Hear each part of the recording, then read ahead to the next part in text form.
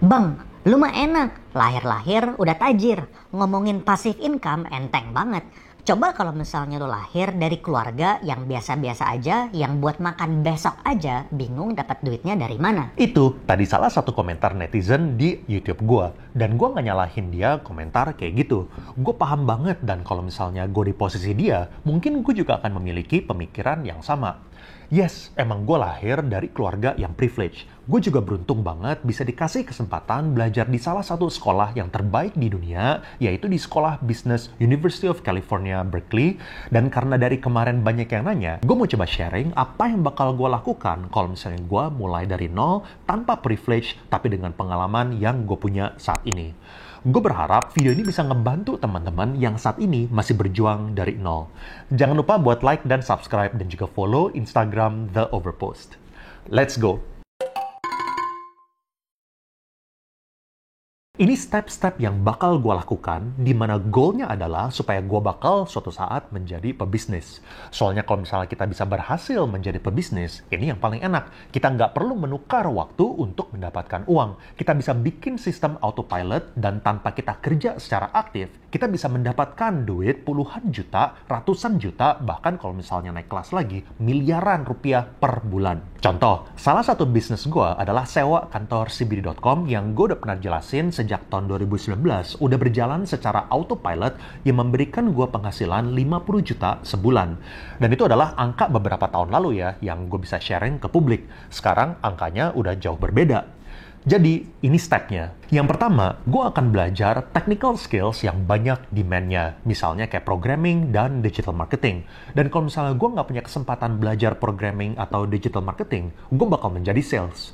Soalnya, di setiap perusahaan, sales itu adalah detak jantung perusahaan yang memberikan oksigen ke seluruh perusahaan alias omset atau cash flow. Tapi, mau apapun yang gue lakukan, gue pasti berusaha untuk menjadi terbaik di situ. Mau belajar digital marketing, programming, sales, harus jadi yang terbaik. Kenapa? Soalnya kesempatan baru terbuka kalau misalnya kita bisa menjadi terbaik di satu bidang. Percaya sama gue, nggak ada yang bakal kasih kepercayaan sama kalian kalau misalnya kalian cuma mau kerjain pas-pasan, apalagi di bawah rata-rata.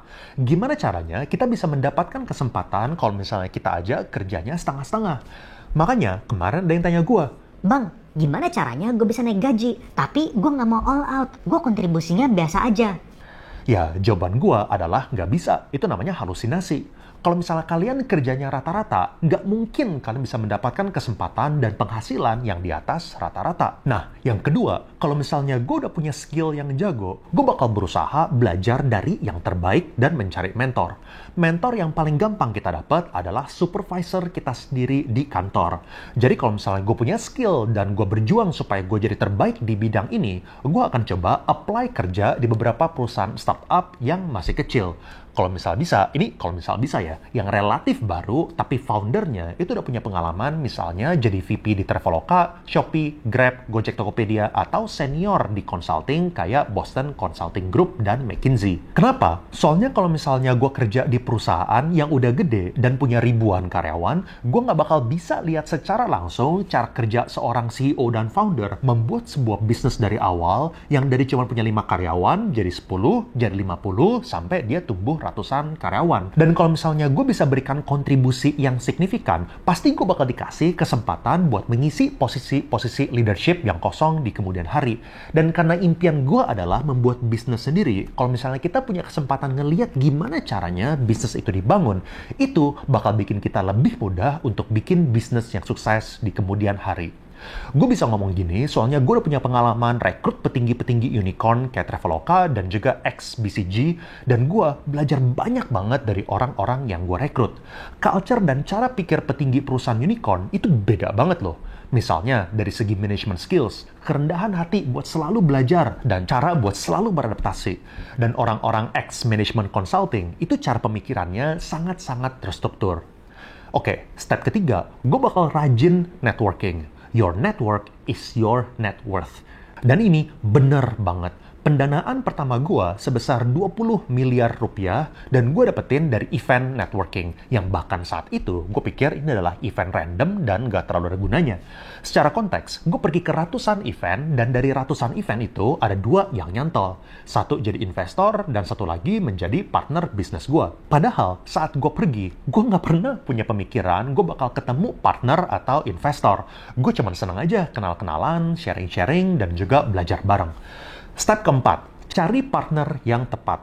Gue beruntung dari networking itu, gue jadi nggak sengaja ketemu partner di salah satu bisnis gue sewa kantor CBD.com dan dia seorang programmer yang sangat-sangat jago dan dia tahu caranya supaya customer bisa datang ke website kita, tahu gimana caranya supaya kita bisa diintegrasi sama teknologi yang terbaru dan tahu gimana caranya supaya user experience-nya itu optimal dan yang paling penting menurut gue, tahu gimana caranya supaya website kita itu ranking 1 atau minimal halaman 1 di Google Search Engine.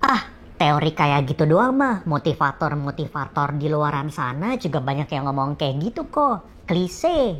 Ya emang, tapi teori ini itu udah terbukti sama banyak orang lain loh. Coba aja lu pelajarin kisah-kisah orang sukses yang mulai dari nol. Kemungkinan benang merahnya itu bakal sama. Menjadi terbaik di 1 atau 2 skill. Cari mentor yang baik, perbanyak network, dan mencari partner bisnis yang tepat alias saling melengkapi. Udah, gitu-gitu aja, nggak ada yang spesial. Jujur, gue ini malah bisa dibilang kurang bisa memanfaatkan privilege yang gue punya loh. Sampai sekarang, gue masih nyesel. Kenapa? Kok dulu waktu gue kuliah, gue kurang all out?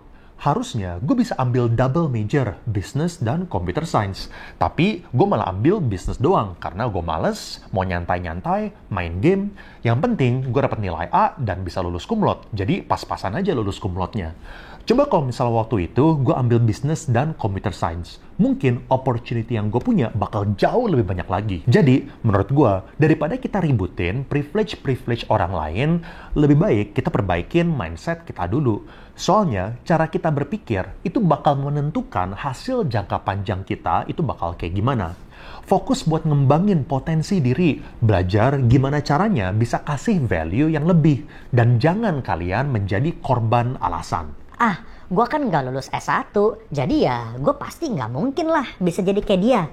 Gue kan dari broken family, lu nggak tahu apa yang gue alamin. Lu sih enak, tapi gue nggak mungkin bisa jadi kayak gitu. Kalau misalnya lu mikir gitu, selamat, soalnya kalian akan menjadi orang yang sesuai dengan apa yang lu harapkan. Kalau misalnya lu nggak punya spirit untuk fight, atau untuk cari tahu, untuk keluar dari alasan, dan iblis yang bisik-bisik, udahlah bro, nggak apa-apa. Lu cuma segitu-segitu aja, nggak apa-apa kok. Ya udah, gue nggak bisa ngapa-ngapain. Gue kasih tahu lo ya, salah satu tim gue di The Overpost itu nggak punya kesempatan kuliah. Tapi dia bisa naik kelas ke Jakarta menjadi video editornya The Rate dan juga The Big Four. Dan flow-nya dia itu percis sama yang kayak gue jelasin. Pertama, dia menjadi jago banget, punya satu skill. Kedua, dia mau gue menjadi mentor dia, makanya dia kirim CV ke gue. Dia sekarang udah punya studio sendiri, bikin iklan buat perusahaan-perusahaan gede, dan dia udah bantuin gue sejak subscriber The Overpost baru 4.000-an subscriber bulan November 2022. Dan selama 3 bulan, dia cuma volunteer, kerja bakti. Pokoknya, dia mau kualitas video The Overpost itu meningkat. Dan itu, menurut gue, perjuangan dia untuk network. Dan sekarang, ada apapun pertanyaan dia, gue pasti bantu supaya gue bisa nge-grooming dia, supaya dia bisa menjadi orang yang jauh lebih sukses lagi. Dan impian gue, harapannya suatu saat, gue bisa bikin bisnis bareng dia. Soalnya, dia adalah seorang fighter. Makanya, gue selalu bilang, di awal-awal, nggak usah terlalu perhitungan sama gaji. Yang lebih penting adalah cari mentor yang baik. Itu jauh lebih penting. Biasanya kalau misalnya kita di umur 20-an, mentor kita adalah supervisor di kantor kita. Dan nyari mentor yang benar itu susah banget. Tapi kalau misalnya kalian bisa menawarkan skill yang terbaik, kesempatan kalian untuk mendapatkan mentor itu pasti jauh lebih terbuka. Gimana caranya tahu mentor kalian bagus atau enggak? Gampang. Kriteria pertama, apakah lu ngerasa lu bisa belajar dari dia? Ini dari segi manapun ya, skill jualan, bikin website, desain, leadership, beneran jago nggak dia? Lihat dia sekarang umur berapa. Misalnya, dia itu adalah 5 tahun lebih tua dari kalian. Lu mau nggak 5 tahun lagi kalian jadi kayak dia? Kriteria kedua adalah si mentor ini harus mau ngajarin. Banyak orang jago itu nggak mau atau nggak bisa ngajarin. Bisa aja emang mereka nggak mau sharing skill, bisa aja mereka bukan tipe yang pintar ngajarin orang, bisa aja mereka ngerasa males ngobrol sama orang-orang yang belum mengerti. Jadi kalau misalnya supervisor kalian nggak punya skill untuk nge-grooming kalian dan nggak bisa menjadi sosok leader buat kalian belajar, mendingan kalian pindah cari tempat lain.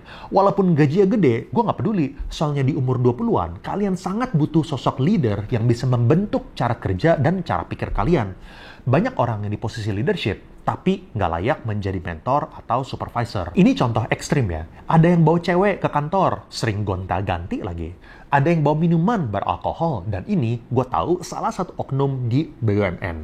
Ada lagi kalau misalnya mau bayar supplier, minta pelicin dulu. Ada yang hobinya taruh duit simpanan di brankas sampai puluhan miliar. Kalau misalnya culture kerja dan supervisor kalian itu kayak gitu, mendingan kalian kabur sekarang dan cari tempat yang lebih bener. Jangan mau otak kalian ikutan dirusak. Gue udah pernah kasih contoh di video sebelumnya. Ex-petinggi Traveloka. Gue kasih aja namanya Ahmad. Waktu gue rekrut dia, gaji dia itu udah di atas 100 juta per bulan. Tapi, waktu kita kerja bareng, attitude dia itu benar-benar menginspirasi gua. Dia mempunyai hunger untuk belajar jauh lebih tinggi dari anak-anak yang lain yang gajinya itu baru 5-10 juta. Dia mempunyai pursuit of excellence. Setiap riset dan setiap laporan itu pasti dia kerjakan dengan terbaik. Dia mempunyai empati, mau mendengar siapapun, dari admin, manajer, head yang lain. Dan walaupun dia itu nggak setuju, pasti dia berusaha untuk dengerin dulu dan berusaha untuk memahami ide mereka sebelum dia akhirnya menyimpulkan keputusan mana yang dia mau ambil. Jadi kalau misalnya kalian bisa masuk ke lingkaran itu, punya leader kayak gitu, kalian sangat-sangat beruntung. Dan buat kalian yang kerja setengah-setengah, jangan harap kalian bisa masuk ke lingkaran Ahmad. Ahmad cuma mau merekrut orang-orang yang mempunyai fighting spirit dan mempunyai skill yang bagus. Ahmad cuma mau merekrut orang-orang yang mau belajar dan mau ngikutin pace-nya dia. Makanya kalau misalnya sampai nanya gue, wah, performance gua biasa-biasa aja. Gimana dong? Itu mah terlalu muluk-muluk, harus jadi top performer supaya bisa naik jabatan. kalau misalnya kalian nggak mau kasih kontribusi yang maksimal, tapi berharap dikasih jenjang karir yang baik, itu namanya halusinasi. Mungkin dari kalian ada yang bakal bilang, Leon, tapi kan kalau misalnya mau cari mentor, itu gampang. Tinggal lihat YouTube, udah bisa kok. Banyak tokoh-tokoh inspirasional dan channel-channel yang bagus. Contohnya kayak The Overpost. gue setuju, di zaman modern kayak gini, akses buat belajar itu jauh lebih mudah dibandingkan dulu. Waktu gue lulus tahun 2012, sebelum konten YouTube sebanyak ini, cara gue belajar itu gue harus pergi ke event-event.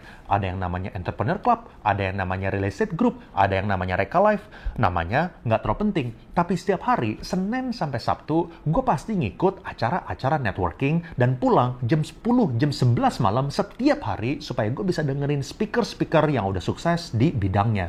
Dan gue beruntung dikasih kesempatan dengerin langsung sharing-sharing dari Pak Gita, Pak Enggar, Pak Arman, Pak Kiki Suherlan, Ibu Shinta Kamdani, dan masih banyak banget orang yang keren-keren. Tapi setelah gue pergi ke ratusan acara, dan ini literally sampai ratusan loh, gue baru sadar apa yang mereka sharing itu nggak terlalu berdampak sama gue. Dan bukannya gara-gara mereka itu nggak bagus ya. Menurut gue, mereka adalah orang-orang yang sangat inspiring. Tapi nggak berdampak, soalnya gue cuma dengerin cerita. Dan dari pengalaman gue, yang penting itu adalah praktek. Nggak ada dampaknya kalau misalnya kalian nggak praktekin.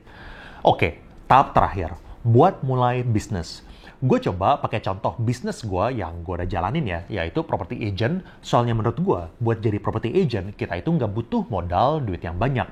Modalnya itu cuma jadi yang terbaik kalau misalnya kita jualan. Gue pernah jualan gedung dan gue pernah mendapatkan komisi sampai ratusan juta cuma dari satu transaksi. Dan dari komisi itu, dan dengan kegiatan networking gue di acara-acara kayak Entrepreneur Club, Real Estate Group, dan lainnya, gue jadinya ketemu orang yang gue udah bilang di awal video, partner yang jago bikin website. Gue ngerti cara kerja dan seluk-beluk agent properti, khususnya untuk sewa-menyewa dan jual-beli gedung perkantoran. Dan gara-gara gue punya skill dan kebetulan gue aktif networking, nggak sengaja jadilah website sewa kantor cbd.com. Dan sekarang perusahaan gue udah bantuin perusahaan kayak Kalbe, China Southern Airlines, Hyundai, TikTok, dan Rumah 123 untuk mencari gedung gedung perkantoran yang paling cocok dengan harga yang terbaik menggunakan VR. Dan dari networking event itu, gue juga ketemu investor pertama gue. Investor pertama gue investasi lebih dari 20-an miliar rupiah buat bangun gedung pertama gue sebagai pengembang properti. Gue ketemu secara tidak sengaja gara-gara networking event ini. Gue berharap banget video ini bisa ngebantu kalian yang masih bingung harus ngapain supaya bisa berkembang. Atau buat kalian yang masih ngerasa stuck, kok hidup gue gini-gini aja.